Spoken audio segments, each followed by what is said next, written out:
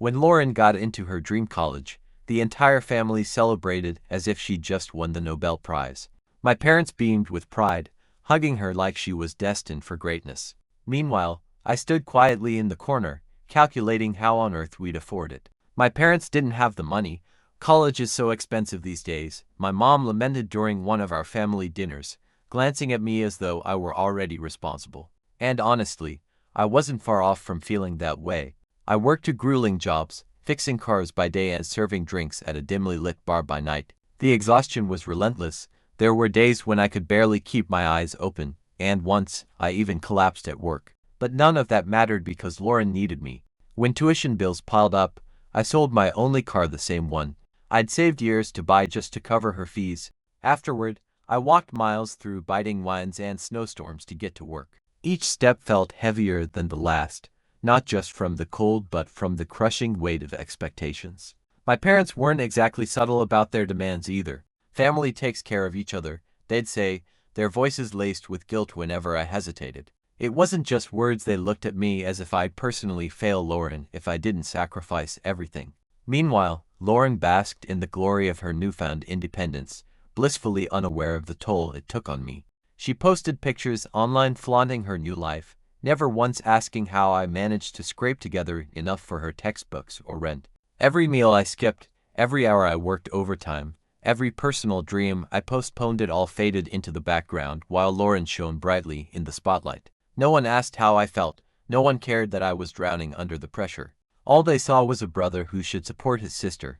But behind closed doors, I sat alone in silence, eating cold leftovers, wondering when or if I'd ever catch a break. Lauren's sense of entitlement reached new heights as she dove headfirst into a lifestyle I could never afford for myself. While I was skipping meals to cover her rent, she was busy posting pictures of lavish dinners and weekend getaways on social media. Her captions were always dripping with arrogance, grateful for the blessings in my life, or living my best life because why not? She posted one photo of a designer handbag, a $2,000 monstrosity tagged with the words, "Thank you, universe, for all the wonderful things." That same evening, I sat alone in my tiny apartment eating cold leftovers because buying groceries felt like an unnecessary expense. It wasn't just her online presence that grated on me.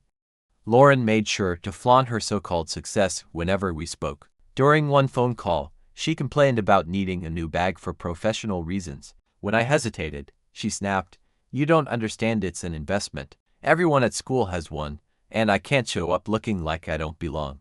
Her tone implied it was unthinkable for her to blend in rather than stand out.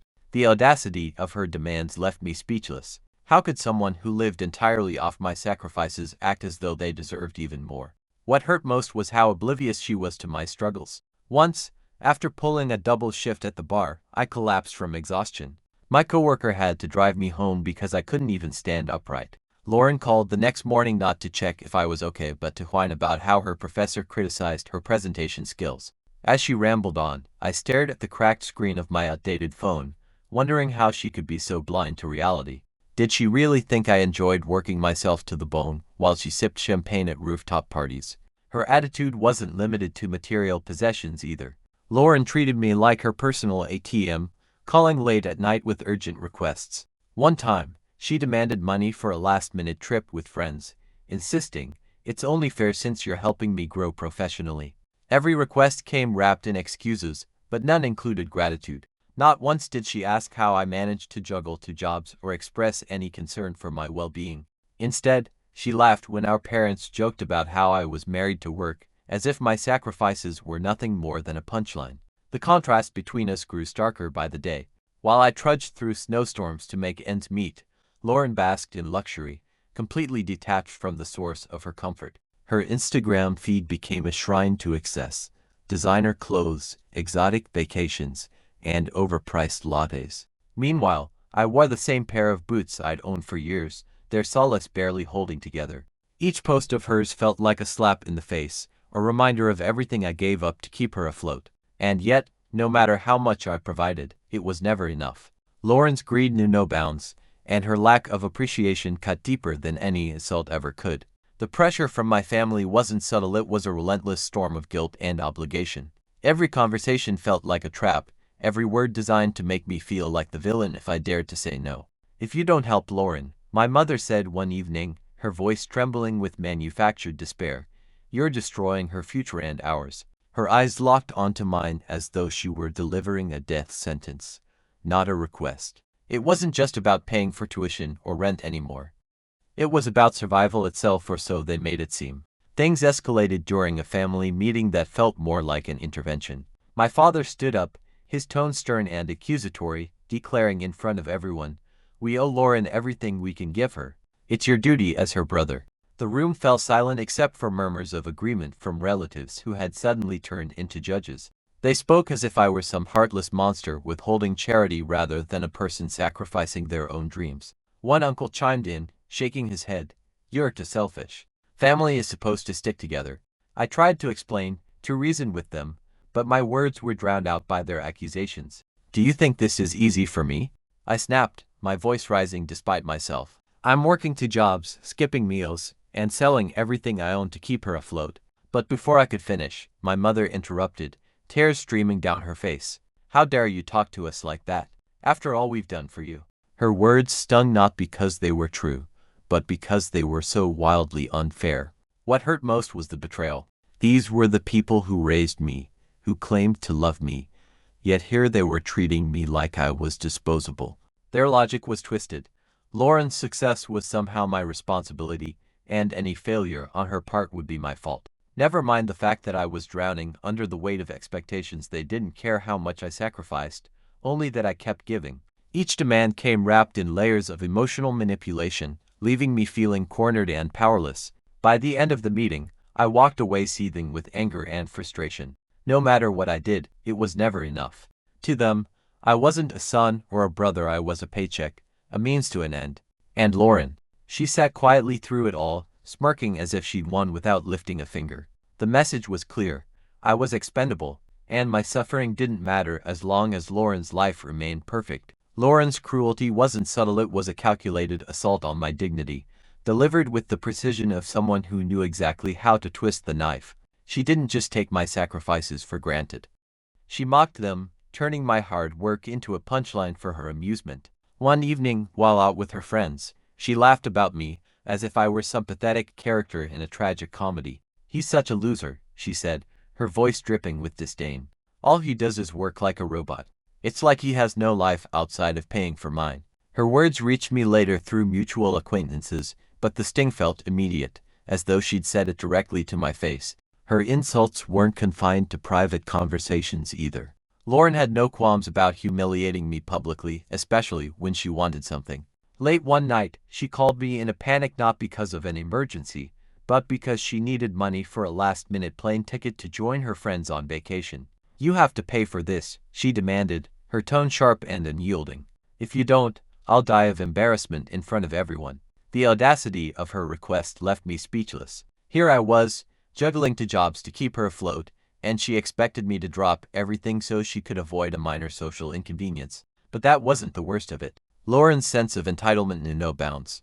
On another occasion, she called me whining about needing a new handbag, this time, not for any practical reason, but because she claimed it was essential to her social survival. Everyone at school has one, she insisted, her voice laced with desperation. I can't show up looking like I don't belong. Each demand came wrapped in excuses, each excuse layered with manipulation. She never once considered the effort behind the money she so casually requested. To her, I was nothing more than a walking ATM, dispensing cash whenever she snapped her fingers. What hurt most was how easily she dismissed my humanity. In her eyes, I wasn't her brother, I was a means to an end, a tool to fuel her lavish lifestyle. Every time she degraded me, every time she treated my sacrifices as insignificant, it chipped away at whatever affection I still held for her. Once, during a rare moment when we were alone, she made a comment that cut deeper than any insult before. You're lucky I let you help me, she said, smirking. Most people wouldn't even bother with someone like you. The implication was clear. She saw herself as superior, and my role was to prop up her delusions of grandeur. Her behavior wasn't just selfish, it was toxic. Lauren thrived on making others feel small so she could feel big. She reveled in her ability to manipulate, to guilt trip, to demand without consequence. And yet, despite her constant belittling, she never stopped taking. Every dollar I gave her was met with indifference, every act of kindness repaid with contempt. Even worse, she seemed to derive pleasure from watching me struggle. When I mentioned working overtime to cover her expenses, she rolled her eyes and muttered, "That's your problem, not mine." The cumulative effect of her actions was suffocating. I began to dread answering her calls, knowing they would inevitably lead to another unreasonable demand or cutting remark. Each interaction left me feeling smaller, less valued, as though my sole purpose in life was to serve her whims. Yet, what infuriated me most was the realization that she genuinely believed she deserved everything I sacrificed. My exhaustion, my missed meals, my dreams postponed, they were all justified in her mind because, somehow, they contributed to her happiness. By the time I decided to stop funding her lifestyle, Lauren's attitude had already pushed me to my breaking point. Her mockery, her endless demands, her blatant disregard for my well-being, all of it culminated in a seething resentment that I could no longer suppress. She had turned our sibling relationship into a transactional nightmare, where love was conditional and gratitude non-existent. And though I knew cutting her off would unleash chaos, I also knew it was the only way to reclaim my self-respect. The breaking point came during a family dinner that was supposed to be a casual catch-up but turned into a battleground. Lauren had casually mentioned her plans to study abroad in Paris earlier that week, as if it were a foregone conclusion that I would foot the bill. She didn't ask, she simply assumed. "This is my only chance to stand out," she declared over the phone, her voice dripping with excitement. "It's a once-in-a-lifetime opportunity." But what she failed to mention was that the program cost twice as much as her current tuition. When I hesitated, she immediately pivoted to guilt-tripping me. "If you don't support me, you're ruining everything I've worked for." When I brought up the issue with our parents, hoping for some semblance of reason, they doubled down on their usual tactics. "This is an incredible opportunity," my mother said sternly, her tone leaving no room for argument. "You'll figure it out, you always do." Their words hit me like a slap in the face. No acknowledgement of how hard I'd been working, no concern for my well-being, just the expectation that I'd keep sacrificing because apparently, that was my role. The tension reached its peak at dinner. The atmosphere was already strained when I arrived. Lauren was glowing with self-importance, recounting tales of her academic achievements while my parents nodded approvingly.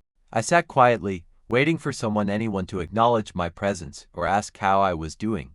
Of course, that never happened. Halfway through the meal, Lauren brought up the study abroad program again, this time directing her comments straight at me. "I hope you're ready for a little extra work, big brother," she said smugly.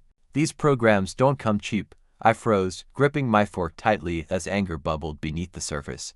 "You think I'm just going to keep funding your lifestyle forever?" I asked, my voice low but sharp. Lauren laughed dismissively. "A part-time job? That's funny. I'm too busy with school." Her words ignited something inside me. The resentment I'd buried for years erupted in full force. "You're joking, right?" I snapped, slamming my fork down on the table. "You sit around spending my money while pretending you're better than me, and now you expect me to pay for your dream vacation in Paris." The room fell silent. My parents stared at me as though I'd committed an unforgivable crime. Lauren's jaw dropped, but she quickly recovered, her expression twisting into one of fury. "What's your problem?" she shot back, her voice rising. "You've always been so bitter. Just because your life isn't going anywhere doesn't mean you have to take it out on me." Her words felt like a punch to the gut. After all I'd sacrificed, my time, my dreams, my future, this was how she saw me. "A failure, bitter?" I repeated, leaning forward, my voice trembling with rage. "You think I'm bitter because my life isn't going anywhere? Lauren, my life isn't going anywhere because I've been too busy funding yours." My parents jumped to her defense immediately. "That's inappropriate," my mom scolded, her voice sharp. "She's your sister. It's your job to support her." "My job?" I echoed, letting out a bitter laugh. When did it become my job to work two jobs so she could live in luxury? When did it become my responsibility to sacrifice my entire future so she can have hers handed to her on a silver platter? Lauren folded her arms and rolled her eyes. "Oh, here we go," she muttered under her breath. "The martyr routine." That was it, the last straw. I stood up, my chair scraping loudly against the floor. "Go ahead and call me a failure, Lauren," I said, my voice steady despite the storm raging inside me. "But at least I worked for everything I have." "What have you done?" "Nothing. You sit around spending my money while acting like you're superior to everyone else." Turning to my parents, I added, "And you two are no better. You've enabled her selfishness at every turn, and I'm done playing along. I'm not paying for anything anymore, not her rent, not her tuition, nothing. The silence that followed was deafening. Lauren's face paled, and for the first time, she looked genuinely shocked. "How am I supposed to live?" she stammered, her voice shaking. "Figure it out," I replied coldly, grabbing my jacket. "I've been doing it for years. Maybe it's time for you to learn." The morning after the disastrous family dinner, I sat down at my laptop and drafted an email that would change everything. It wasn't just a message, it was a declaration of independence. I listed every expense I'd covered for Lauren over the years: tuition, rent, utilities, textbooks, even her nights out. The total came to $100,000, a staggering amount I'd sacrificed while putting my own dreams on hold. "Not once has Lauren repaid me," I wrote in bold letters. "And now, I'm done."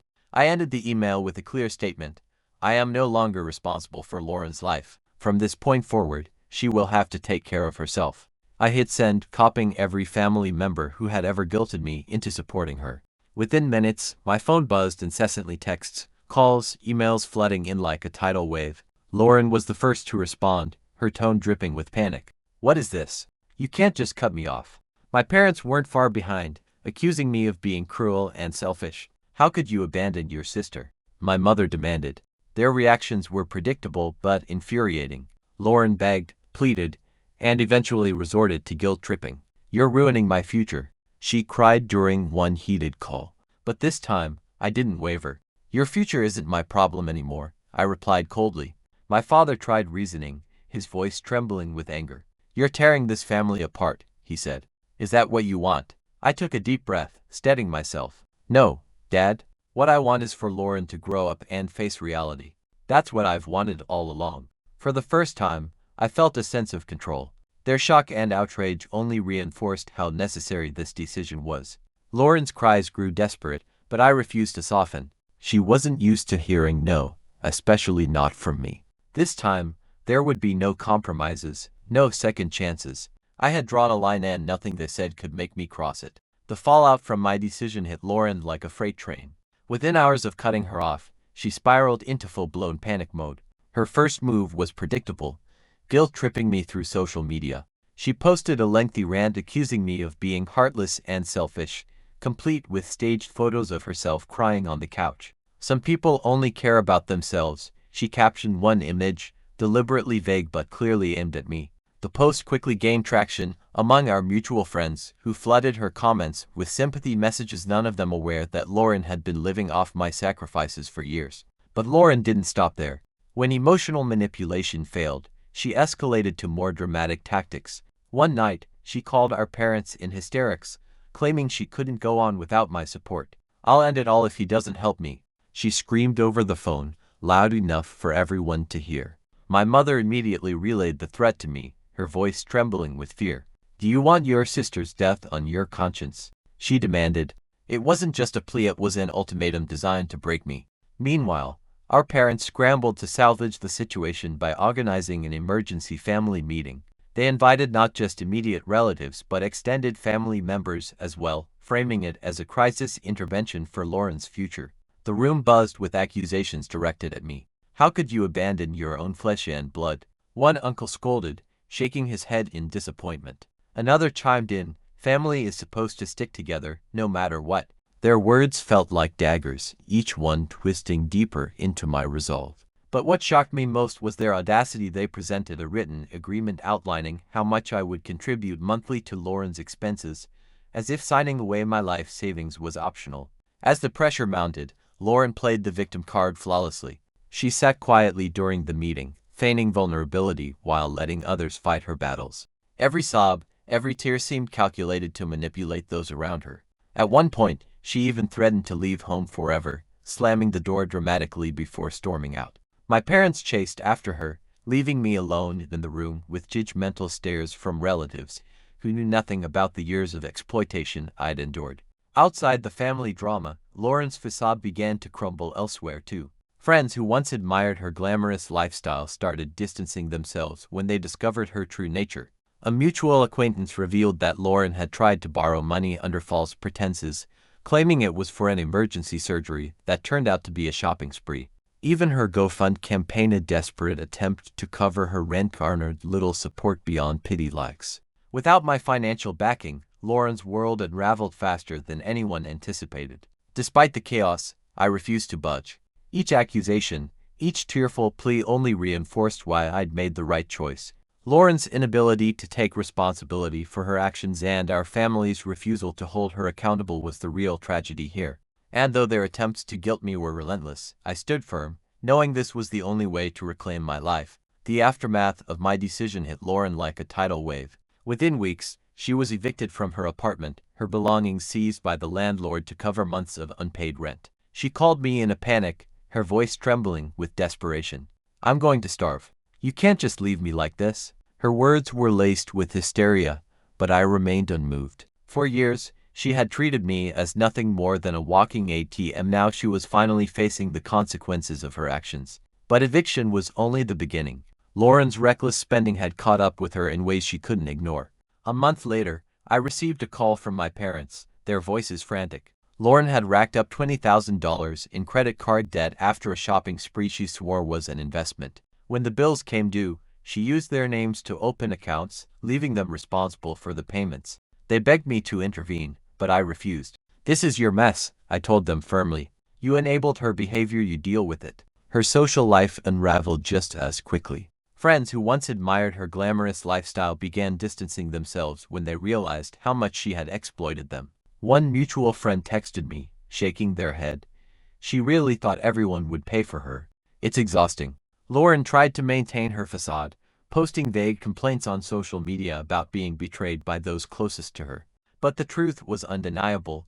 Without my financial support, she had nothing left to offer. Her GoFund campaign, a desperate attempt to cover her debts, garnered little more than pity likes. People weren't falling for her sob stories anymore. Desperation drove her to sell off her prized possessions: designer bags, shoes, even jewelry she'd boasted about owning. Each sale felt like a blow to her ego, but she had no choice.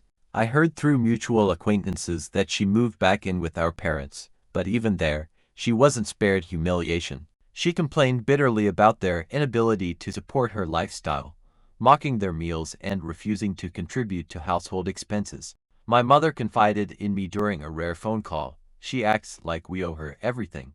Lauren's downfall was complete. Once the center of attention, she now found herself isolated and dependent, clinging to anyone who would still tolerate her manipulative behavior. Her calls to me grew less frequent, replaced by angry voicemails accusing me of ruining her life. Yet, deep down, I knew the truth. She had ruined herself long before I stopped funding her.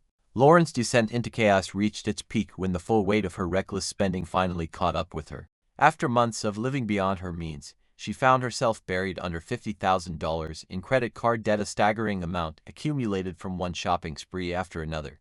Desperate to sustain her lavish lifestyle, she had even used our parents' names to open new accounts, leaving them financially crippled when the bills came due.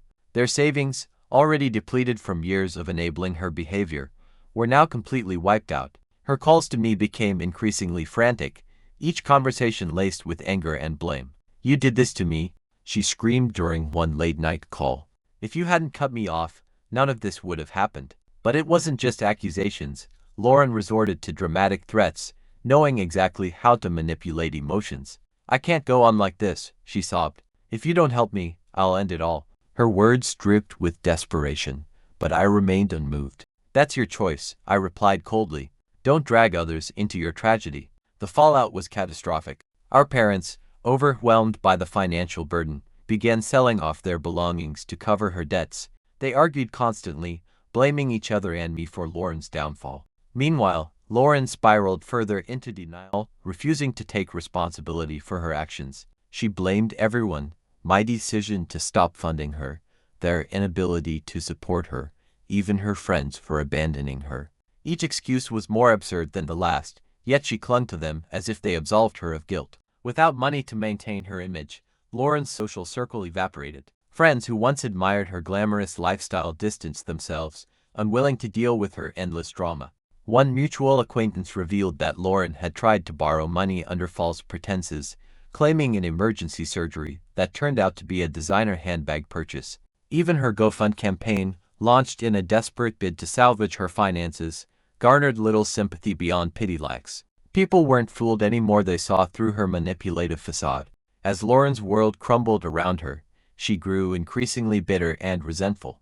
During one heated argument with our parents, she lashed out, accusing them of ruining her life. "You're supposed to take care of me," she yelled, slamming doors and throwing objects in rage. My mother broke down in tears, while my father sat silently, his face etched with regret. It was clear, the family dynamic had shifted irreparably.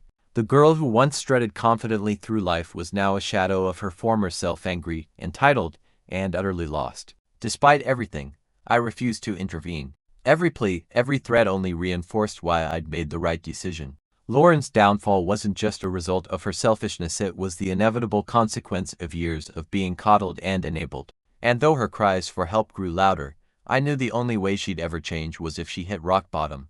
I left everything behind and moved to a new city, where I started over with a stable job and a fresh perspective. For the first time, I felt in control of my life. This is what it feels like to truly live, I told myself as I unpacked boxes in my modest apartment. The weight of Lauren's demands no longer shadowed my days, and I finally had room to breathe, to dream.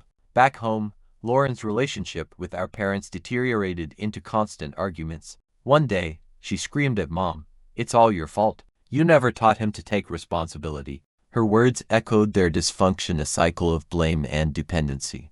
Eventually, they reached their breaking point. After a particularly heated fight, they kicked her out. She ended up in a rundown apartment, working odd jobs for minimum wage. Friends who once admired her now looked at her with pity. As I built my new life, I reflected on how far I'd come. Cutting ties wasn't easy, but it was necessary for me and for them. Boundaries aren't cruel, they're essential. My journey taught me that freedom comes from saying no to those who refuse to grow.